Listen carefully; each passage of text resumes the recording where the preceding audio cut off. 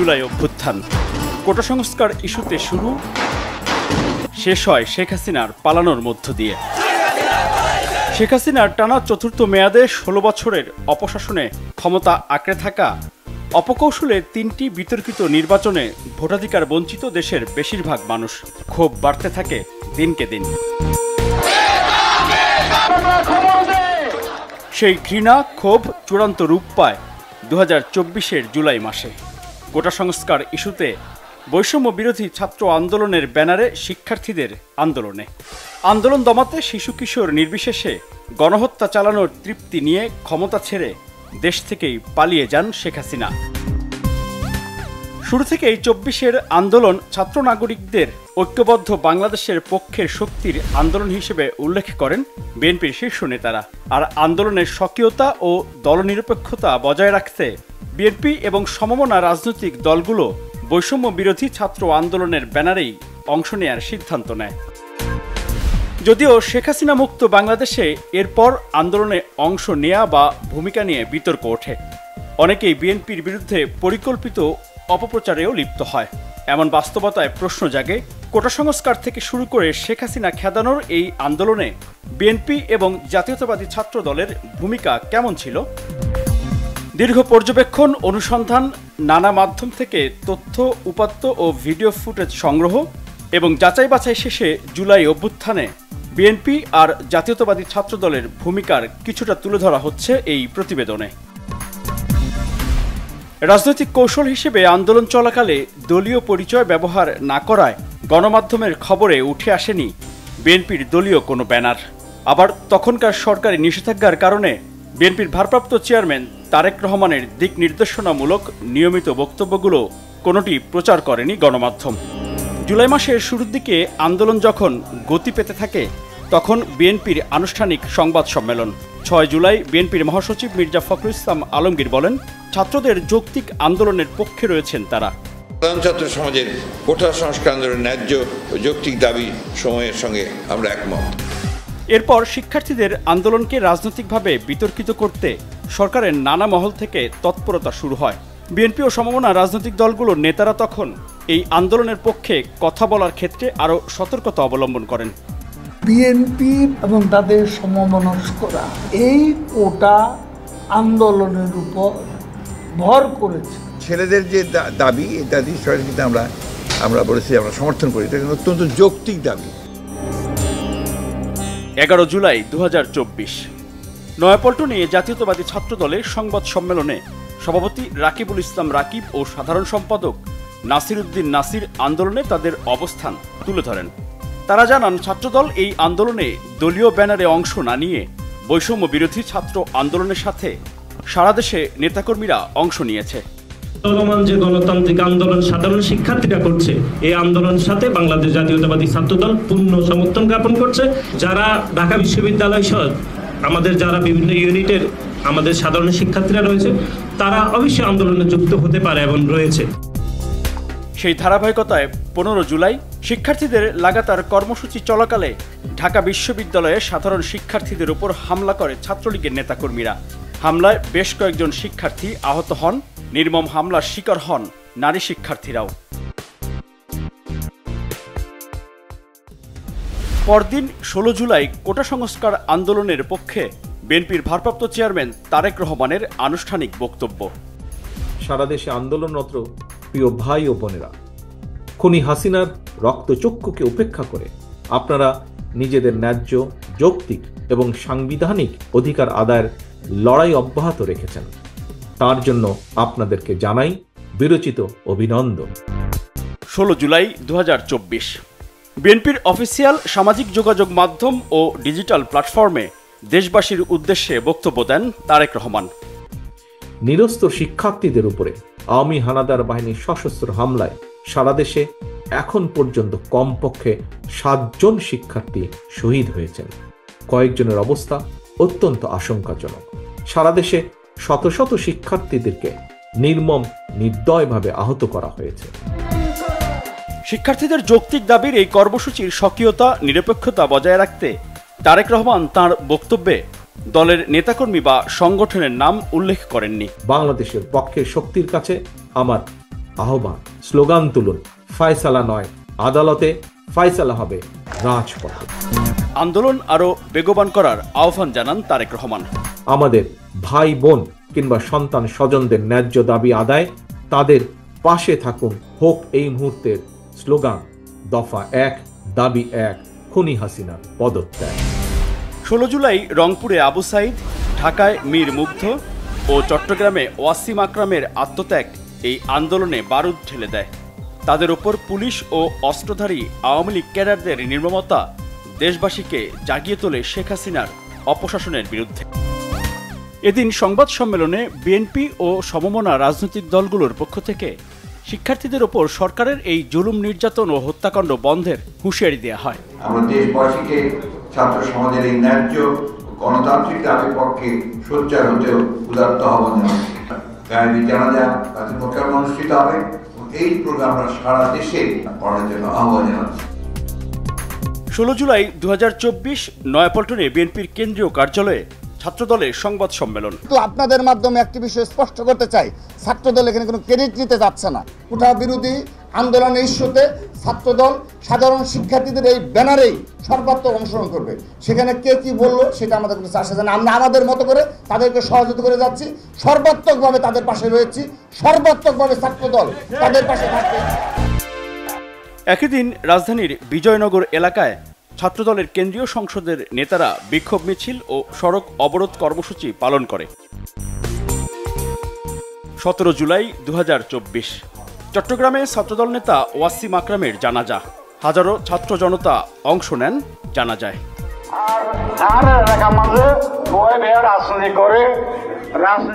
17 জুলাই রাজধানীর বায়তুল মোকাররম জাতীয় মসজিদে গায়েবানা জানাজায় অংশ নেন বিএনপি ও সমমনা দলগুলোর শীর্ষ নেতারা। এক পর্যায়ে পুলিশের সাথে ধাওয়া পাল্টা ধাওয়া সংঘর্ষও হয়। এছাড়াও দেশের বিভিন্ন জেলাতে গায়েবানা জানাজা পালন করে বিএনপি ও সমমনা রাজনৈতিক দলগুলো।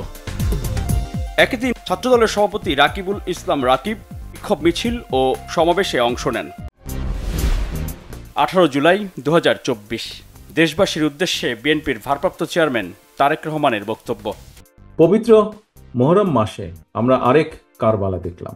বিএনপির ভারপ্রাপ্ত চেয়ারম্যান বলেন, এই আন্দোলন ছাত্র জনতার বিজয়ের দ্বার প্রান্তে। 18 জুলাই আবারও তিনি দেশবাসীকে এক দফার সামনে রেখে রাজপথে থাকার আহ্বান জানান।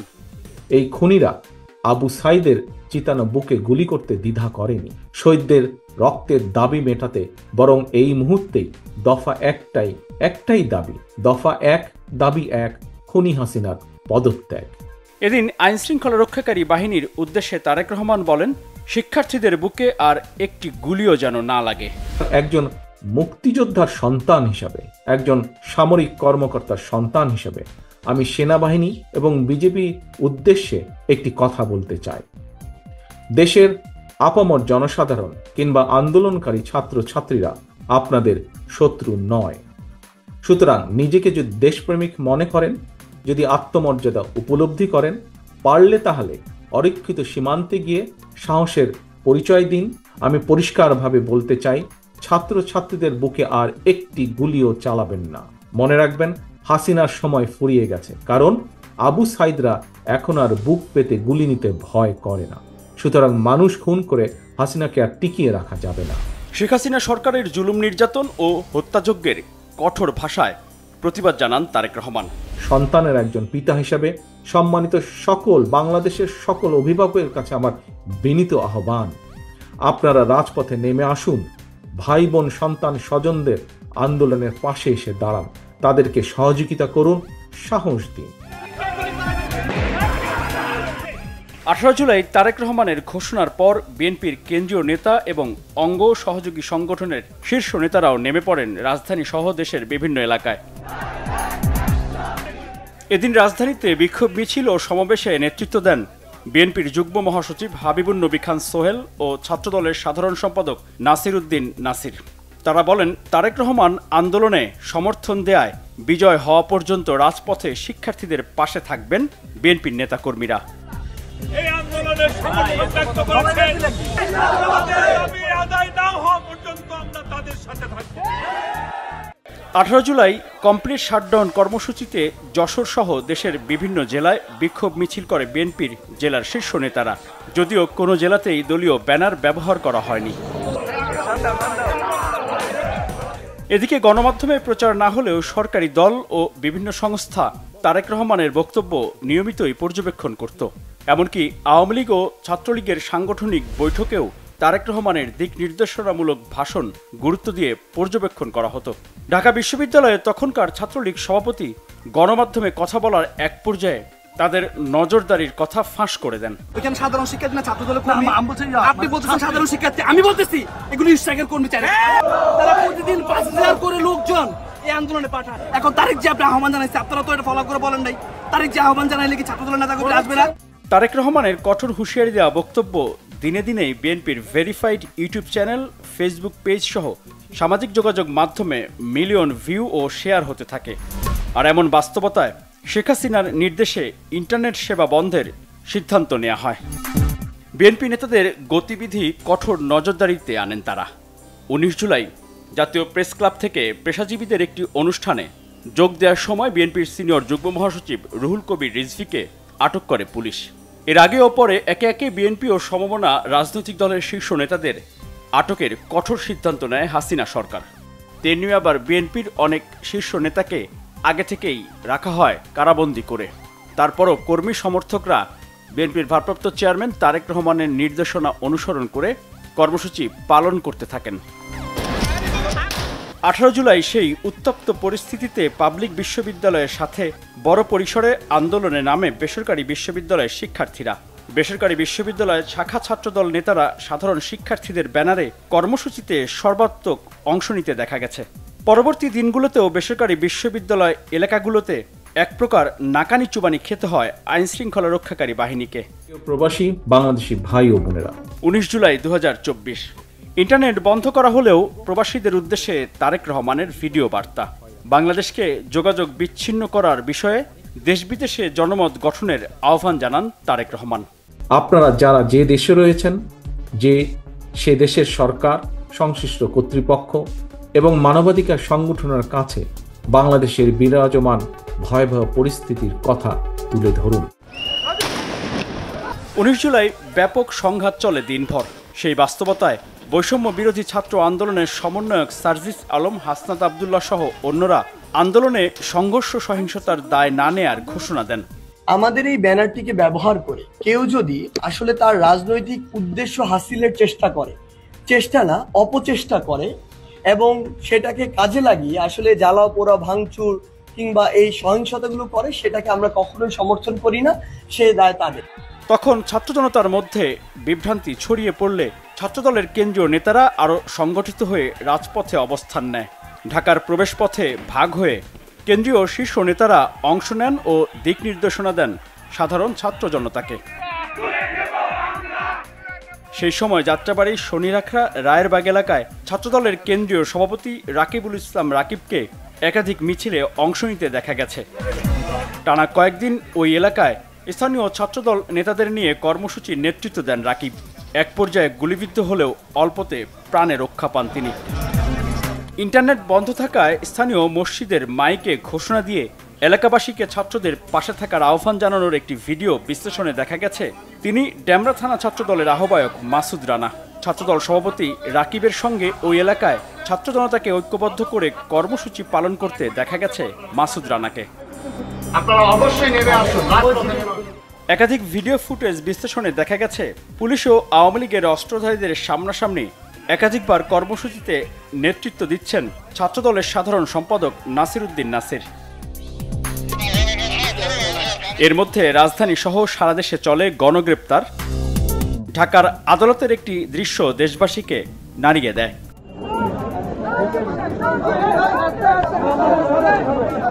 অনেককে বলতে শোনা যায়, এ তো বিপ্লবী মা, সাবাস মা।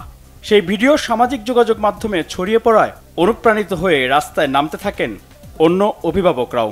পরে জানা গেল হাতকড়া পরা ওই যুবক বিএনপির ভাইস চেয়ারম্যান বরকতুল্লাহ বুলুর ছেলে সানিয়াত বুলু।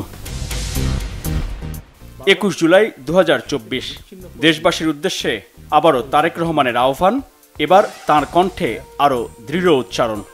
গণহত্যায় ছাত্রছাত্রী সহ এ পর্যন্ত 500-র মতন মানুষ শহীদ হয়েছেন। সেনা পরিবারের একজন সদস্য হিসাবে, একজন বীর মুক্তিযোদ্ধার সন্তান হিসাবে আমি আপনাদের উদ্দেশ্যে আরো বলতে চাই, সেনাবাহিনী কি দেশ এবং জনগণের পক্ষে থাকবেন, নাকি তাবেদারি শাসনের অধীনে নিজেদের মর্যাদাকে ভুলুণ্ঠিত করবেন? দেশের সকল সম্মানিত অভিভাবকদের প্রতি আমার বিনীত আহ্বান, আজ এখন থেকে, এই মুহূর্ত থেকে বিজয়ের ঘণ্টা বাজতে শুরু করেছে জনগণের পক্ষে। কিছু সময়ের অপেক্ষা মাত্র, ইনশাল্লাহ। জুলাই মাসের শেষ সপ্তাহ কারফিউ সহ নানা ঘটনার মধ্য দিয়ে পার হয়। এদিকে ডিবি কার্যালয়ে আটকে রেখে বৈষম্য বিরোধী ছাত্র আন্দোলনের 6 সমন্বয়ককে দিয়ে জোর করে কর্মসূচি প্রত্যাহারের ঘোষণা দেওয়ানো হয়। সার্বিক স্বার্থে আমরা এই মুহূর্তে থেকে আমাদের কর্মসূচি প্রত্যাহার করছি। আমাদের এই 6 সমন্বয়ককে ডিবি কার্যালয়ে আটকে রাখায় অন্য সমন্বয়করা কর্মসূচি চালিয়ে যাওয়ার ঘোষণা দেন এবং বিএনপি নেতাকর্মীরাও সক্রিয় থাকে রাজধানী সহ সারা দেশে। এদিকে উচ্চ আদালতমুখী শিক্ষার্থীদের কর্মসূচিকে ঘিরে উত্তপ্ত পরিস্থিতিতে বিএনপি দলীয় সিনিয়র আইনজীবীরা ঢাল হয়ে দাঁড়ান। 1 আগস্ট 2024 আন্দোলন তখন আরো বেগবান। বিএনপির ভারপ্রাপ্ত চেয়ারম্যান তারেক রহমানের নতুন ভিডিও বার্তা। ছাত্রছাত্রীদের বিরুদ্ধে গণহত্যা চালিয়ে বৈষম্য বিরোধী ছাত্র আন্দোলনের কয়েকজন সমন্বয়ককে গ্রেফতার করে খুনি হাসিনা চলমান আন্দোলনকে দমন করে দিতে চেয়েছিল। কিন্তু এখন সারা দেশের প্রতিটি জেলা, উপজেলা, ইউনিয়ন, পাড়া, মহল্লা, শহর, নগর, বন্দর, কোথাও কোনো এলাকায় সমন্বয়কের অভাব নেই। গত 15 বছর ধরে খুনি হাসিনা আমাদের অসংখ্য সহকর্মীদেরকে গুম, খুন, হত্যা, অপহরণ করেছে। আর এখন রাজপথে আমাদের সন্তানদের পাখির মতন গুলি করে হত্যা করছে। কোনো নির্দেশনার জন্য অপেক্ষার প্রয়োজন নেই। নির্দেশনা একটাই, দাবি একটাই, দফা 1, দাবি 1, খুনি হাসিনার পদত্যাগ। তারেক রহমান বলেন, শেখ হাসিনা পতনের দ্বার প্রান্তে, দেশবাসীকে সন্তানদের পাশে রাজপথে থাকার আহ্বান জানান বিএনপির ভারপ্রাপ্ত চেয়ারম্যান। আমাদের সন্তানেরা জীবন দিয়ে দেখিয়ে দিয়ে গিয়েছে, ঐক্যবদ্ধ প্রতিরোধ গড়ে তুলতে পারলে খুনি হাসিনার বিদায় সময়ের ব্যাপার মাত্র, ইনশাল্লাহ। সর্বশেষে খুনি হাসিনার বিরুদ্ধে তারুণ্যের এই চলমান আন্দোলনে কবি রকিব লিখনের একটি সাহসী পংক্তিমালা দিয়ে আমি শেষ করতে চাই। যদি তুমি ভয় পাও তবে তুমি শেষ, যদি তুমি রুখে দাঁড়াও তবেই তুমি বাংলাদেশ। 3 আগস্ট রাজধানীতে লাখো জনতা উপস্থিত হন। কেন্দ্রীয় শহীদ মিনারে মিছিল নিয়ে এদিন দলে দলে জমায়েত হন ছাত্রদলের নেতাকর্মীরা, ছিলেন বিএনপির বিভিন্ন পর্যায়ের নেতারাও। 4 আগস্ট মরণ কামড়ে নামে আওয়ামী লীগের বিভিন্ন পর্যায়ের নেতাকর্মীরা।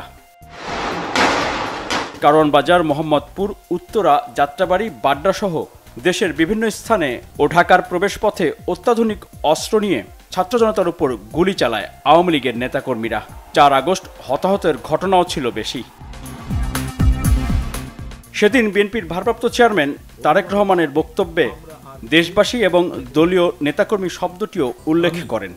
আজ আপনি ঘর থেকে যদি বেরিয়ে না আসেন তাহলে খুনি হাসিনা এই গণহত্যা বন্ধ করবে না। আজ এই লাশের মিছিল দীর্ঘ থেকে দীর্ঘতর হবে। অভিভাবক সকলের প্রতি আমার বিনীত আহ্বান, আপনারা দলে দলে রাজপথে নেমে আসুন, সতর্ক থাকুন। খুনি হাসিনার বিদায় এখন মাত্র সময়ের ব্যাপার। এদিকে রাজধানী ঢাকায় নেতারাও সামনে চলে আসেন।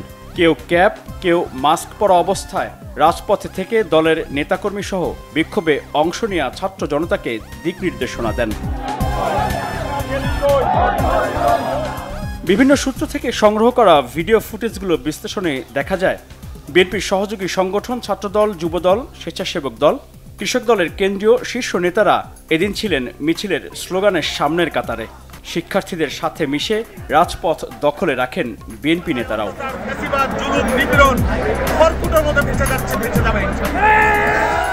ঢাকার বাইরেও বিএনপির কেন্দ্রীয় ও জেলার নেতারা সামনের কাতারে থেকে মিছিলে অংশ নেন। চট্টগ্রাম, কুমিল্লা, যশোর, নড়াইল, মানিকগঞ্জ, নারায়ণগঞ্জ, লক্ষ্মীপুর সহ বিভিন্ন জেলা থেকে পাওয়া ভিডিও ফুটেজে দেখা গেছে বিএনপির নেতারা ছাত্র জনতার মিছিল লেখা ব্যানারে অংশ নেন কর্মসূচিতে। 5 আগস্ট 2024। ঢাকার রাস্তা তখন লাখো জনতার দখলে।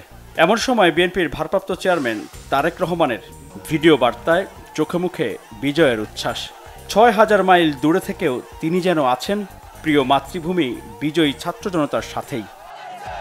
হাজারো শহীদের প্রাণের বিনিময় জনতার ঐতিহাসিক এই বিপ্লবের মধ্যে দিয়ে গণহত্যাকারী খুনি হাসিনার পতন হয়েছে। বিশাল এই বিজয়ের পুরো কৃতিত্ব দেন তিনি ছাত্র জনতাকেই। নিজ দল বা সমমনা দলের নেতাকর্মীদের কোনো কৃতিত্ব নেননি বিএনপির ভারপ্রাপ্ত চেয়ারম্যান তারেক রহমান।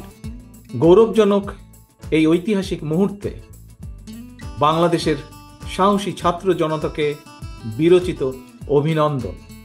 17 বছরের জুলুম, নির্যাতন, হামলা, মামলা, গুম খুন সহ্য করার পরও নেতাকর্মীদেরকে দিলেন কঠোর নির্দেশনা, যা দেশের রাজনীতিতে বিরল দৃষ্টান্ত হিসেবে বিবেচনা করছেন অনেকেই। অনুগ্রহ করে কেউ প্রতিশোধ কিংবা প্রতিহিংসা পরায়ণ হবেন না। কেউ নিজের হাতে দয়া করে আইন তুলে নেবেন না। 5 আগস্টের সেই বিজয় ভাষণে তারেক রহমানের কণ্ঠে উদার রাজনীতির অনন্য উদাহরণ সৃষ্টিকারী এক উক্তি। বিজয়ের কাছে পরাজিতরা নিরাপদ থাকলে বিজয়ের আনন্দ মহিমান্বিত হয়।